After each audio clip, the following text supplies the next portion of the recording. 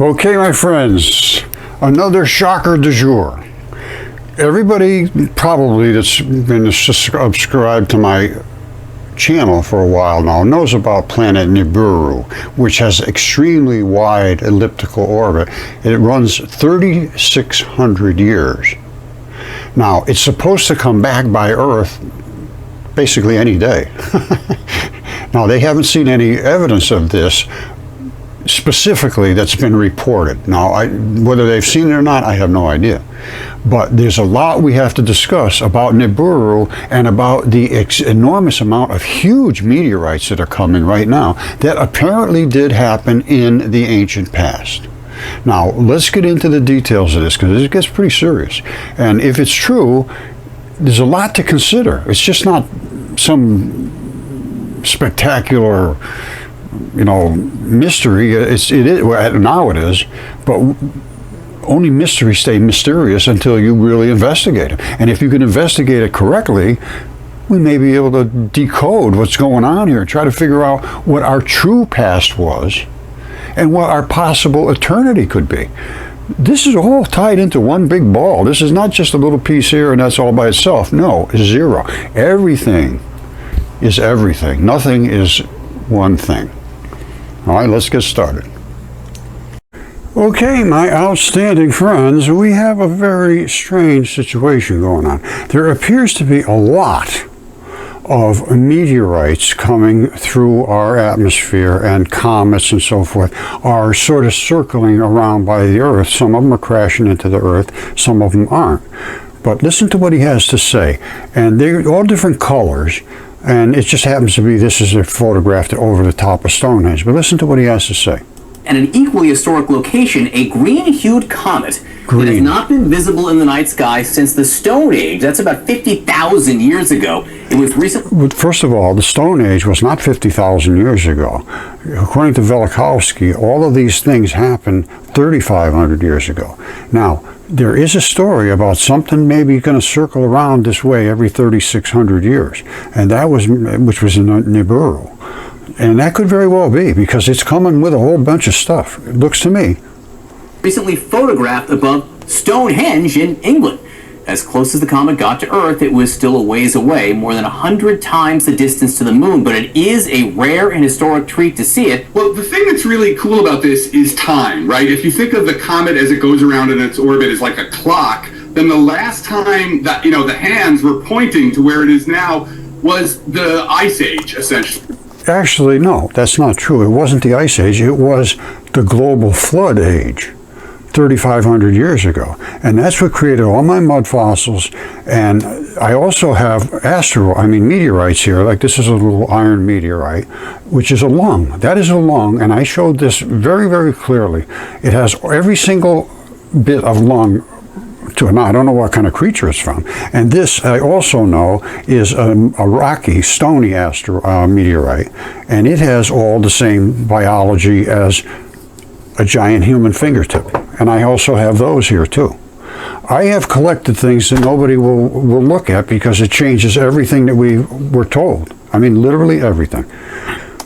Actually, when there was, 2 miles of ice above my head in Rochester, and the entire world's population could fit into Cleveland. So, it's just... what this really shows us is these comets are visitors from, the dawn of time in many ways. And it's just such an amazing thing to think about. The last time this comet went by, it was all forests, and now it's, New York City and TikTok. So the Anyway, there's a whole batch of them coming now. They just, day after day, they're showing up. All right, these are just recent ones. Look, and they are very, very bright. These are big, big pieces. Look at that.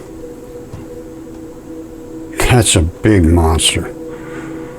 What it was, I have no idea. It was green. What is that? Now this is in August. That's good size. Normally they'd have been long burnt up by now.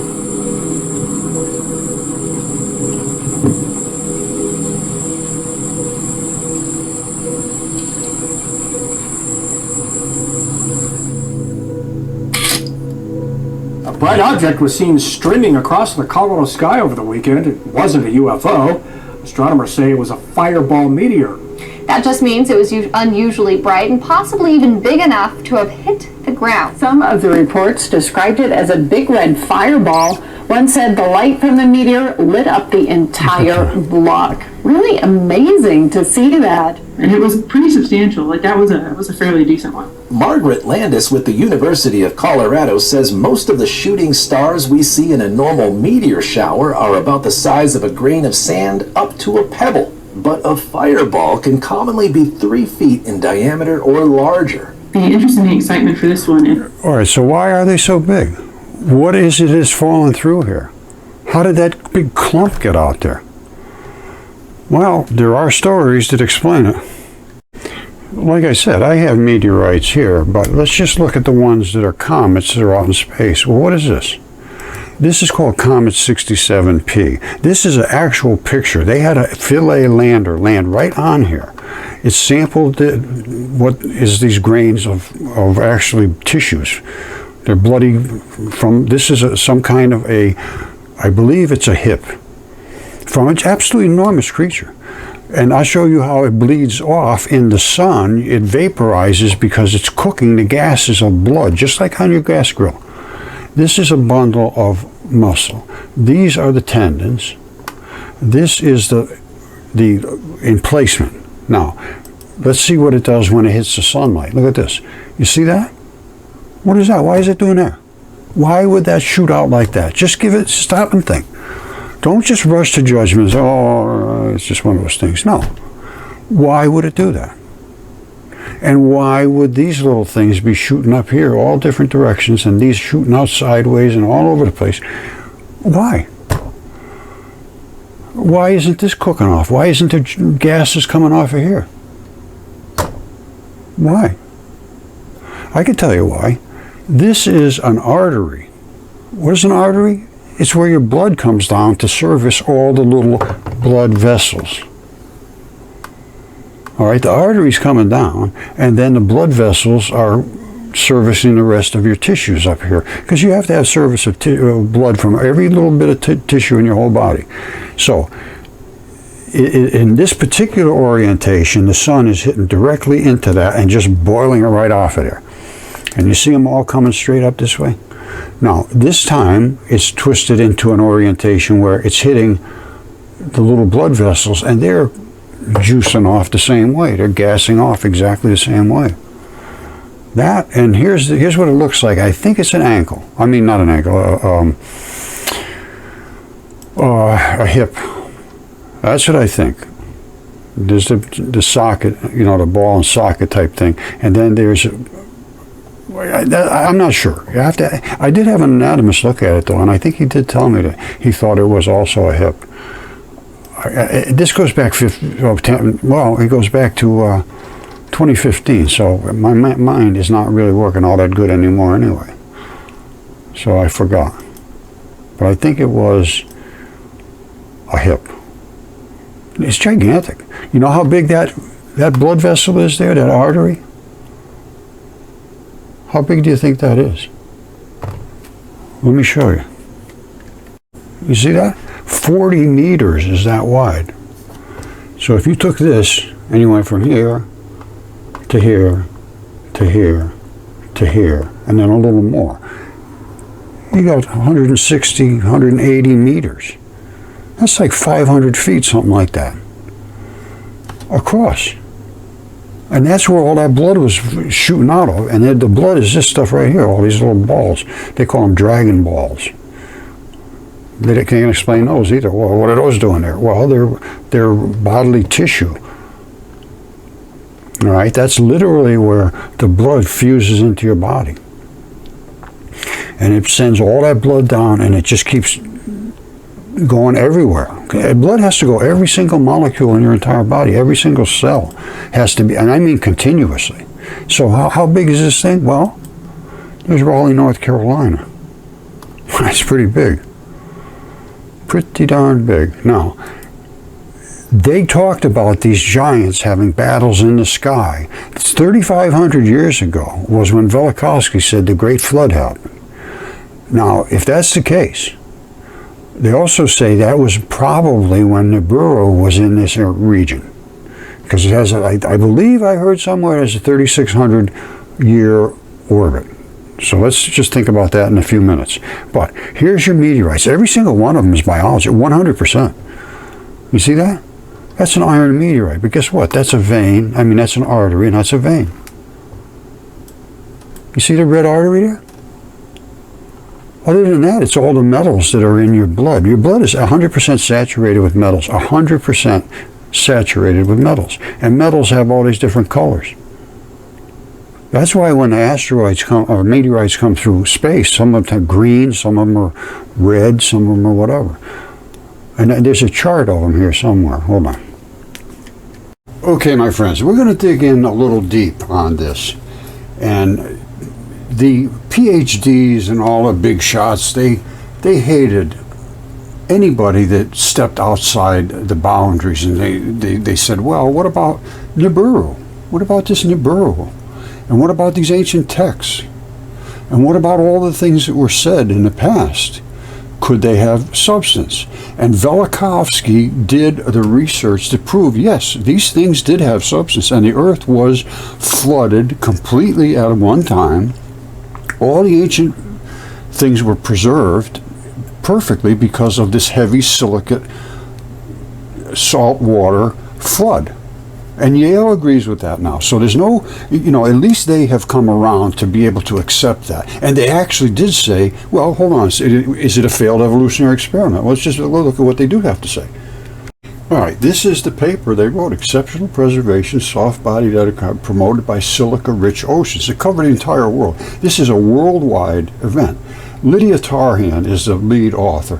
I presented all my work to Derek Briggs years and years before this, and they would not accept it, and then now they took credit for it. Because all my stuff is perfectly preserved mud fossils, and they call them sand casts. Well, they're mud fossils. They were all preserved in the mud, and the thicker the mud, the better the preservation. See, this is where Yale gets it all wrong. They're saying this one layer worldwide in these rocks, they're saying 540 to 580 million years ago. Every single one of mine was on the surface of the earth. I didn't even have to dig. I dug a little bit, but very, very little. The creatures themselves were as small as almost no size at all, a few millimeters, and as large as 1 meter. No, they were as large as miles. And they lived in diverse communities on the seafloor, because the whole world was the seafloor at this time. It was a giant flood. Now here's what she says. I thought this was kind of interesting. He says, many of these creatures, many of them, are outright bizarre in appearance, do not resemble any organism alive today. No toes, or giants, all that stuff. This is Lydia Tarhan, that lead author. And she says, we would like to understand their relationship to the animals that evolved shortly thereafter, the ones that are here now. She says, are these organisms some sort of failed evolutionary experiment? And yes, it was. Zeus sent Venus to wipe them off the face of the planet because it failed in this evolutionary experiment. Or do they include the ancestors of animals subsequently colonized the oceans? Both. There was leftovers, absolutely, but it was tried to wipe out all the giants and all the exceptionally large creatures that were inhabiting the earth, and that did happen. They did wipe those primarily out of existence. Some of them lasted, but not for very long. And some of them may even still be around, but there's somewhere we don't know about, deep in caves or I don't know where. And then they also talk about a layer in the earth that has life in it way down, as far distant from the sky as down into the earth. There's another realm that is down in there. And I don't discount anything now after seeing Typhon in the desert and reading Apollodorus 1.6.3. So it's exactly what happened there. They had giant battles with all the giants. I suppose I should read it out real quick. Hold on. Now don't forget, they're saying, was this a failed evolutionary experiment? That's what Yale is asking. I say yes, it was. Now they also admit to what I claimed years ago, was that this happened very quickly. So they say the researchers realized, they said, was the oceans, which is the whole world, flooded during the time of this worldwide flood, were much richer in dissolved silica than they are today. That's because the membranes dissolved. This enabled the transformation of loose sand around the animals into rock to occur over a matter of hours or years. So these perfectly preserved creatures turned into stone over a matter of hours or years rather than the usual time frame, thousands to millions of years. And then they just go on from there. Oh well. They were rapidly buried by sand. No, it was mud during underwater storm events. Mud is literally flesh. All right, it's dissolved flesh. That's why it's all brown and it's all blood cells, tissue, eroded, and just sort of eaten away at. And then it erodes into mud. Sand is a whole different issue. Sand is silicate based. And that formed on the grip skin and the very exterior dense skins and on the fascia. That's where that's formed. The fleshy tissue was the mud. That's what creates mud fossils. Sand was old. Sand really no big deal whatsoever. And that was because of the silicates. Well, here's what it was. It was because the phospholipid membranes boiled down to aluminum silicates. Every single mud fossil is coated with aluminum silicates because they were preserved because of their membranes.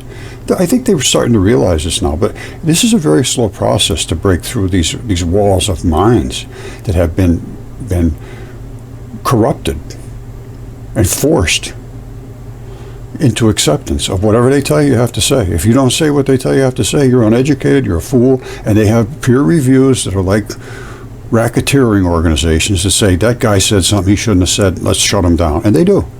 It happened to me, it happened to Velikovsky, it happened to Sitchen, it happened to all the people, and the worst one of all that did this to everybody was Carl Sagan.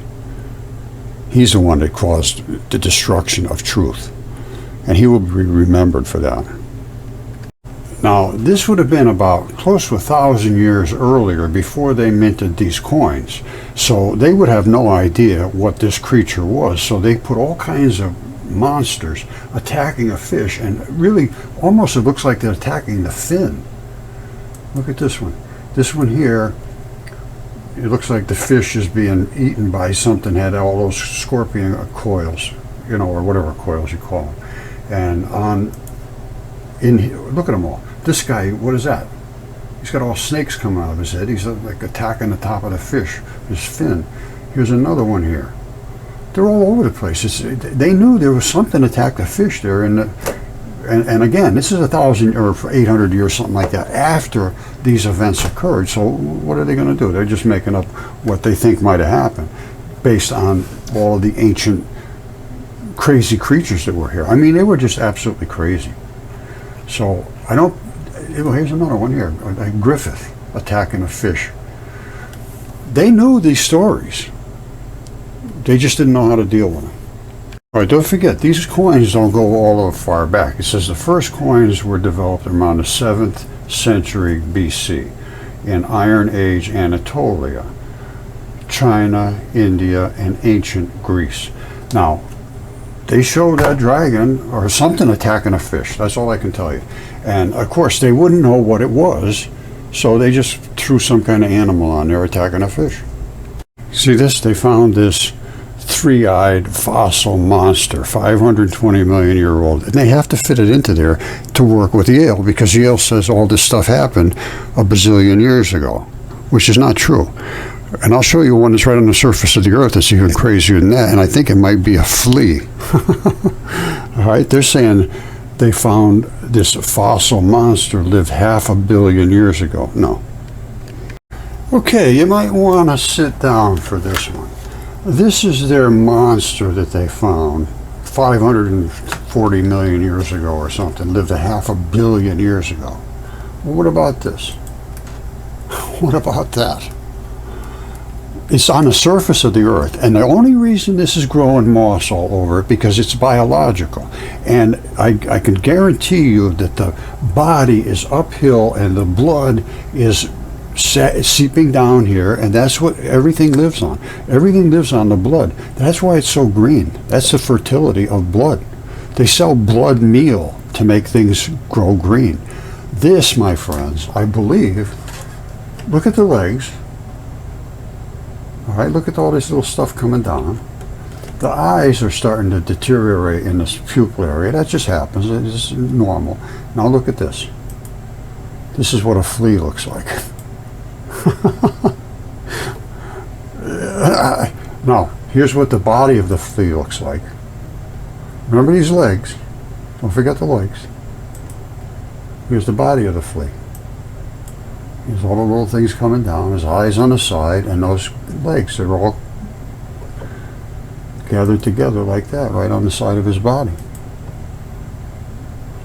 That could be an ancient relative of a flea.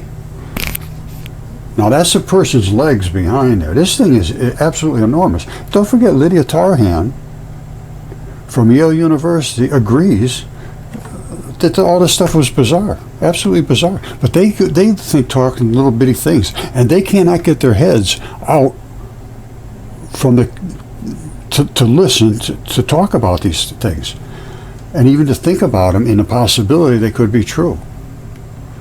That's the problem with education. Elon Musk says there's no reason to go to college anymore. It's just indoctrination. That's all it is.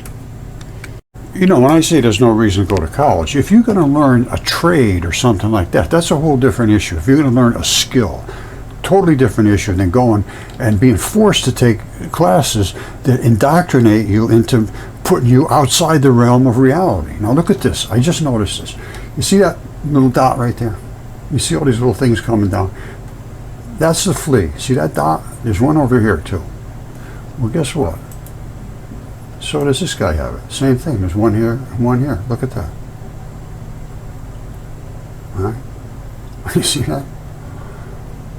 And the only reason they turn green like that is because of the blood. Okay, they're saying something weird is going on, and they are correct. This is August 10th, 2023 in Florida. What is that? That's a big, big meteorite. That's not a little puppy. That is gigantic. All right, now it's hitting all of the atmospheric juices and it's being dissipated. All right, here's another one. Over the weekend, it wasn't a UFO. Astronomers say it was a fireball meteor. That just means it was unusually bright and possibly even big enough to have hit the ground. Some of the reports described it as a big red fireball. One said the light from the meteor lit up the entire Look at that. That's the shadows that it cast because it was as bright as the sun. block. Really amazing to see that. This is happening all over the world now. All right, this is CBS News. Watch this. They receive reports from Wyoming all the way to New Mexico. It's breathtaking. It's extremely bright. I mean, there could be an alien that has just landed, but Yeah. You know, the aliens, you know, they are back now. The government told us. Yeah, they admit to it now. They just don't know what to do about it. Now, is this Nibiru coming back towards us and sending out some scouts to see what's going on? It could very well be. All right, here's another one. Now, the color. Captured on You see the camera color? along the Gulf Coast early yesterday morning. Wow, this video is from the Louisiana-Mississippi state line, but the American Meteorological Society said it also received calls from people in Alabama, Florida, Georgia, and here in Texas. Louisiana captured images of a glowing fireball in the sky early this morning. The celestial show was visible across several states. These are big, big objects coming in, and they have different chemistry. The colors represent the chemistry, and you have different chemistry in your body just as I do. Different organs and different body parts contain different amounts of different substances. Now let's look at the chemistry of meteorites. Okay, my friends, I'm going to be honest with you. I pretty much lost track. I got quite well distracted by some other very exciting information, but let's talk about these meteorites. Different chemicals in meteors produce different colors as they burn up by entering the Earth's atmosphere. Yes, those are the transition metals primarily that give you all these different colors. All right, these are the different molecules that make up your body. This is blood chemistry. This is body chemistry. It's tissue. It's all of the things that are primarily in your blood, because that's what burns off and boils off first. And I have meteorites here, lungs and so forth, that came through space, and they turn into iron because the lung is loaded, completely saturated with blood, and blood is iron, primarily iron. There's a lot of these little bits and pieces in there as well, because all these different states, these plus states, they carry things around through your body and drop them off. That's what transitions metals do in the blood. All right, I am going to leave it at this for today. I just remember the things that are coming through space now, these big, big balls of chemistry, are body parts. Now remember, meteors made primarily of calcium, which is primarily bone, will give off a purple or violet color. Others made of magnesium appear to have green or teal. These are the colors: sodium, magnesium, iron. Iron is in your blood, and they're going to all burn off in such ways that it's going to be hard to tell exactly what it is, because you got skin, you got bone, you got blood, you got flesh, you've got connective tissue. You're going to have some bone probably in the middle there, some calcium. You're going to have all these things. So when they shower through here, the cheap stuff goes first. So you see those colors pretty much first. And then it sort of breaks up into all the other colors as the cheap stuff gets away, and then the really hard stuff impacts and causes a shower. This is kind of exciting. I just got this from one of my subscribers. He says somebody's putting out all my information in 37 different languages, because I've had a lot of people asking, oh, can you translate it into this? No, I really can't. So what they're doing is, this is the English version, and it's talking about dust to dust, ashes to ashes. These turn to rock as well. Ancient texts say as they died, they became the landscape, and that's true. That's exactly what it says in Ovid's of Metamorphosis, and it's easily provable. Roger Spur, moi, that's me, at Mudfossil University on YouTube, but it's outside the scope of this timeline video. You can't really get that. You got to get deep. Now, the Earth is a living being. It was. I don't know if it's still alive now. It's not looking good. God does not make dead things. As we mine the earth for oil and gas and other precious metals, we're destroying it. I was just getting ready to finish up with this, and this pops up. This is Avi Loeb. He studied Amaru Maru, and they're now talking about it. Apparently it's returning, and it's coming back with a bunch of friends. All right, listen to this. That's the power of one of these asteroids. 10,000 Hiroshima bombs is the power packed by this piece of real estate.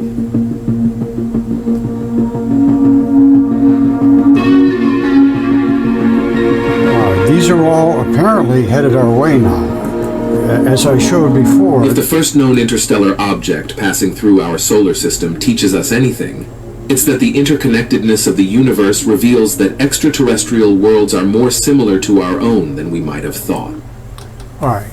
Avi Loeb is, hopefully he's going to contact me back. I've been trying to contact him. If anybody has any way of getting a hold of Avi Loeb, please do it. Because he asked for contact for this Galileo project, and I tried, but I haven't been successful. Now, anyway, all of these things, like he just said, how many ever Hiroshima bombs, one of these things, as I showed you, 67P, is just absolutely enormous. And if it hit Earth at 10 zillion miles an hour, it's not going to be pleasant.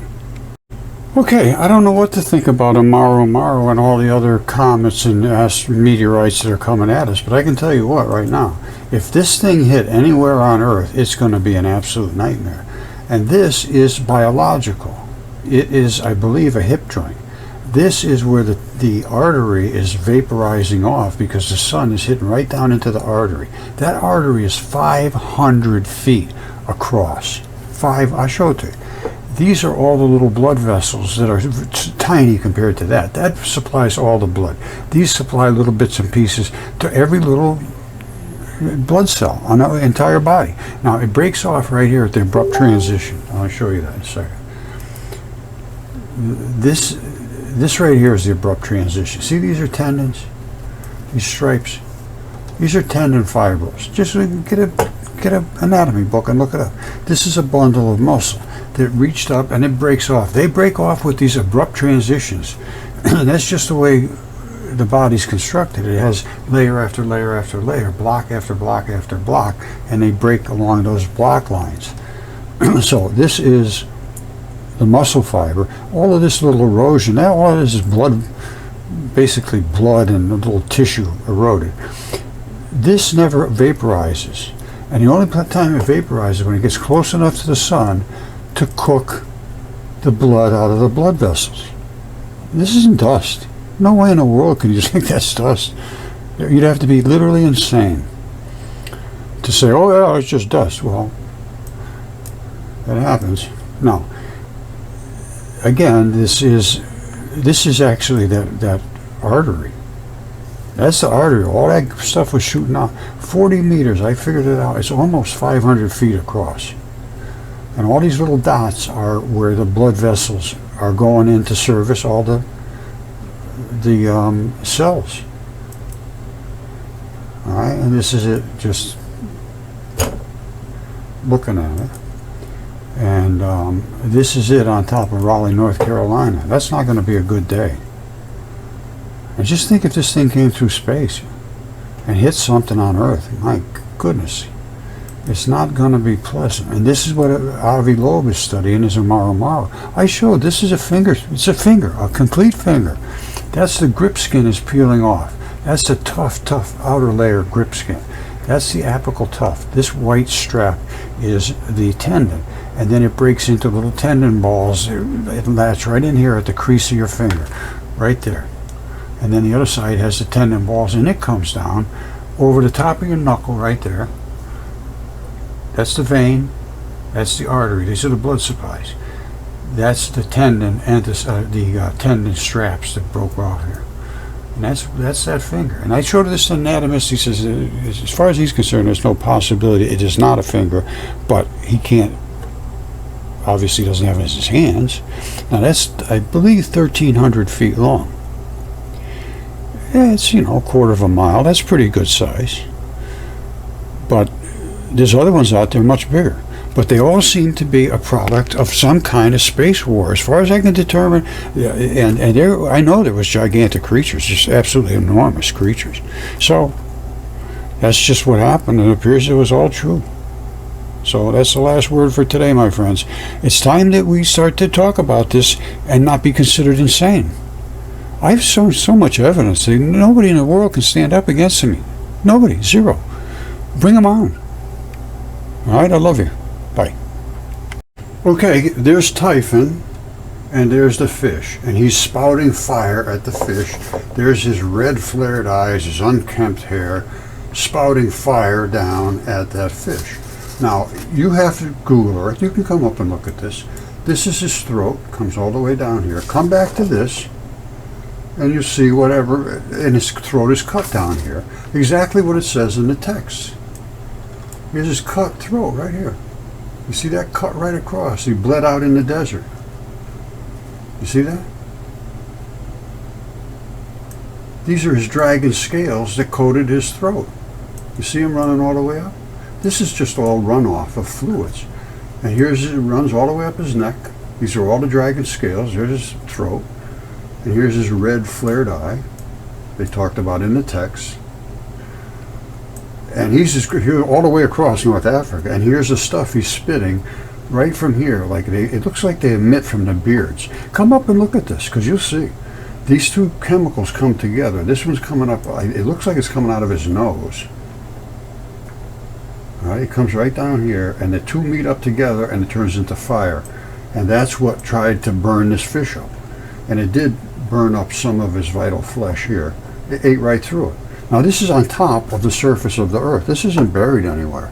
And this is, there was coins made in ancient Rome and Greece and so forth. They were the first coins, about 800 BC or so they started to show up. And a whole batch of them had what looked like some kind of a monster attacking a fish. I'll show you. All right, this is the ancient text written by Apollodorus, and he took his research from Hesiod, who was directed by the daughters of Zeus. They were called the Muses. And he was up tending his sheep on Mount Helicon.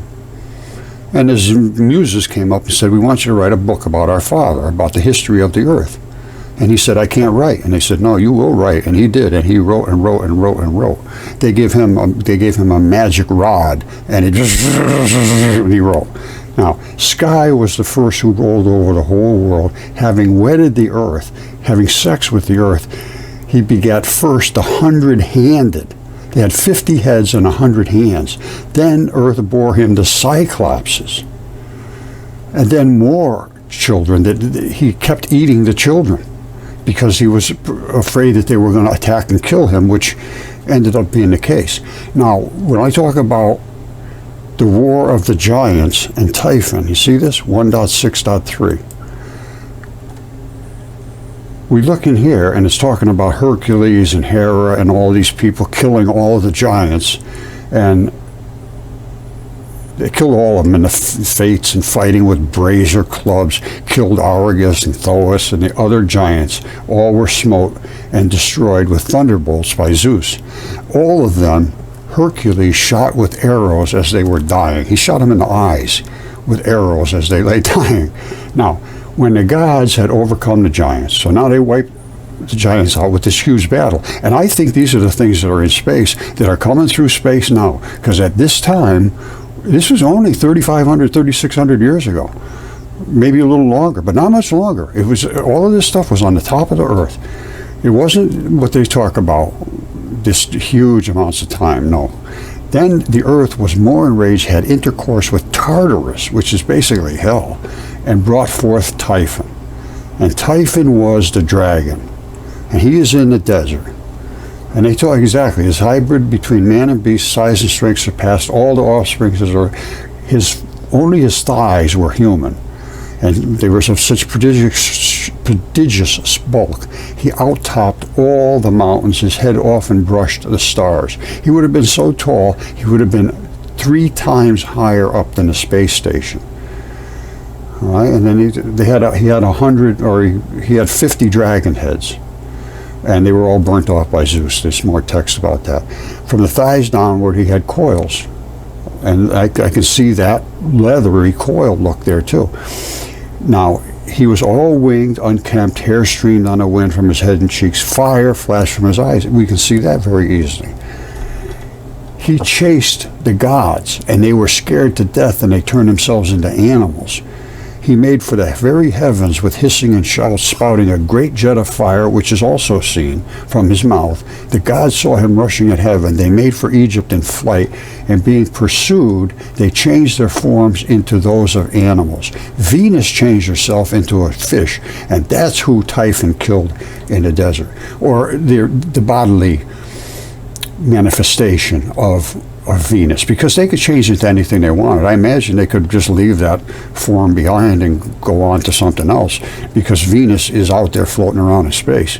Now, Zeus pelted Typhon and killed him with thunderbolts and all this stuff. This is all, I really feel right now, this is, it mimics the Bible in a lot of ways as well. And Prometheus was the one that molded men out of water and earth. And he gave him fire, which made Zeus very upset. And then it goes on and on. He nailed him to a mountain in the ocean, side of the ocean, and an eagle swooped in every day and ate his lobes of his liver, and that grew back by night. I mean, it's just crazy. Now, Prometheus' son was Deucalion, who was Noah. And he was reigning in this area and married Pyrrha, the daughter of Epistemus and Pandora. Now, Pandora was the first woman on Earth. There must have been men here all over the place. And Pandora was sent as a punishment for men. I'm not kidding you. She came down with all kinds of nasty diseases and all kinds of stuff. And she opened it to Pandora's box. They all came out. And the only thing that was left in the box was hope. Because that's all you can do is hope for the best. She was the first woman fashioned by the gods. Now, Zeus was going to destroy all the men of the Bronze Age except for Deucalion. He, by advice of his father, Prometheus, constructed a chest. That's the ark. He stored it with provisions. He took off with his wife, and for 9 days they floated around, and then he landed and sacrificed to Zeus, and then they created men. Right? Deucalion, he asked Zeus, or Zeus asked Deucalion, what do you want now that everything's wiped out? He says, I want men. So he said, at the bidding of Zeus, he took up stones, threw them over his head, and the stones Noah threw over his head became men. The stones that his wife threw over became women. And hence people were called metaphorically people laos, from las, a stone. All right, Deucalion had children. First Helen, whose father some say was Zeus. He was screwing around with all the women. He had kids from everywhere. And second, who reigned over the Attica after Cranus, and third, a daughter who became the mother of Attica. It goes on and on and on. This is all this ancient text. And this is very, very, very long. But it's very detailed as well. And I'm looking at it now in a completely different light. We're talking about the oracles of Delphi and all these things that we just saw, that's all crazy stuff. They're crazy hillbillies making up these crazy things. No, not at all. Not in my mind, not anymore. Okay, as I said, we are going to get deep into Avi Loeb. This is about how this Galileo project proves humans can no longer ignore possible alien existence.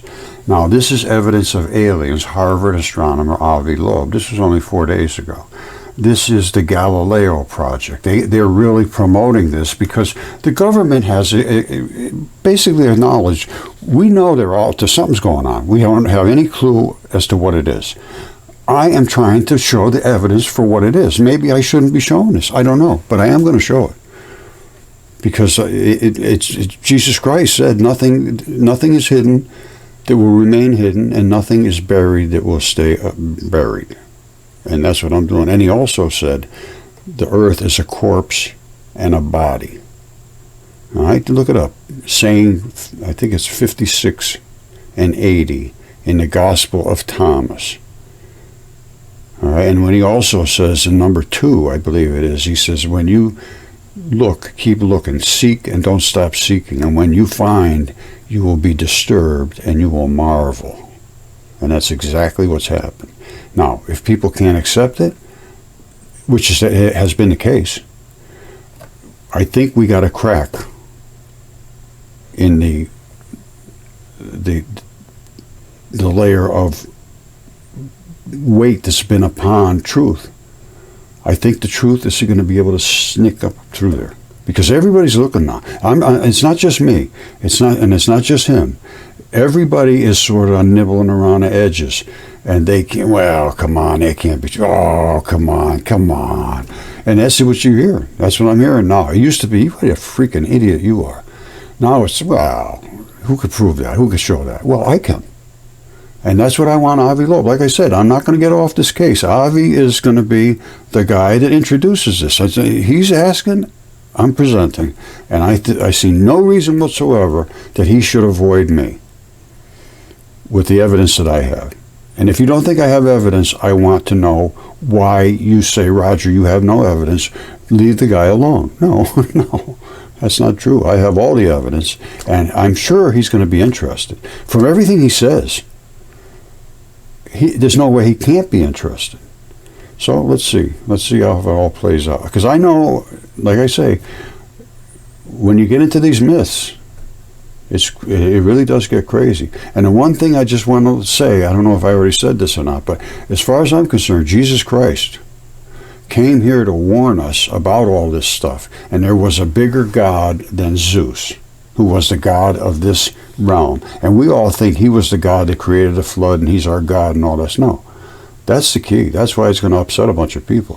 He is the guy that created humanity, basically, and took over with 200 of his buddies, and then became sex addicts, and then had to wipe it off the face of the planet because they became giants 2.5 miles tall.